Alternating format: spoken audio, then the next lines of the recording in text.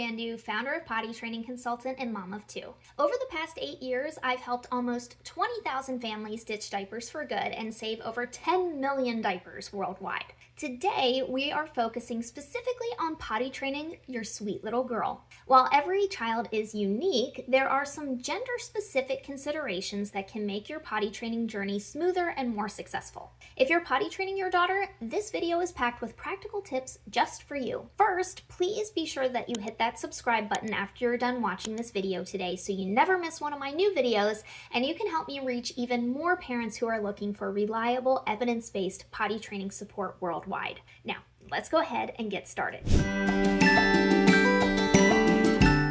Girl moms and dads, here's something you should know. Research from the American Academy of Pediatrics shows that girls often show readiness signs about 6 months earlier than boys on average. This is mostly because of faster development in fine motor skills and emotional regulation. So that said, if your daughter is showing interest in the potty between, say, 18 and 24 months, don't dismiss it as being too early.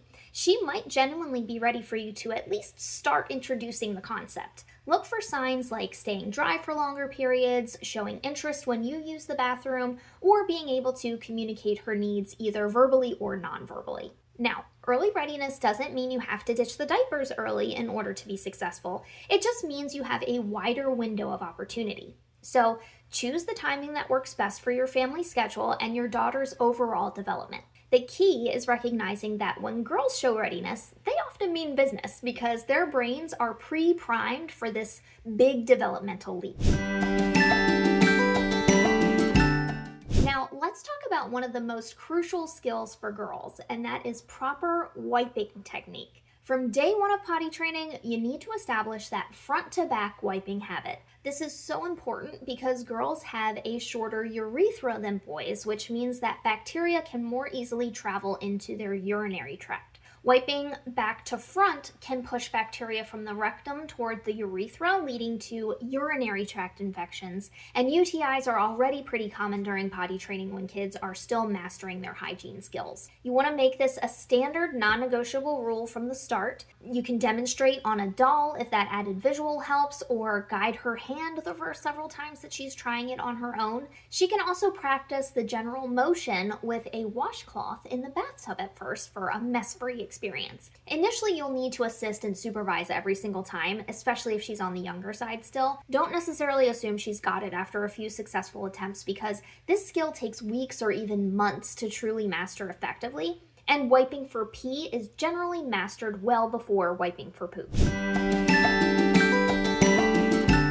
This one may come as a bit of a surprise, or maybe not, but girls often develop emotional regulation and self-control earlier than boys. Sounds like this would be helpful for potty training, right? Well, the answer can be yes and no. While this can help with potty training as far as capability and comprehension, it can also lead to a stronger independent streak. Your daughter might insist on doing everything herself, even when she very clearly needs help. Or she might dig her heels in during a power struggle because she has a strong sense of autonomy and desire for control. If you're facing resistance, remember to offer choices instead of demands. Do you want to use the pink potty or the big toilet with your special Peppa Pig seat? Should we read a book or sing a song while you sit? Do you want to wear your unicorn undies or your butterfly underwear today? Remember, even though it doesn't feel like it in this moment, her strong will is actually a developmental strength. She just may need a little help to be able to channel it productively. Be sure you're respecting her growing independence while you're still maintaining your boundaries around those new potty training expectations.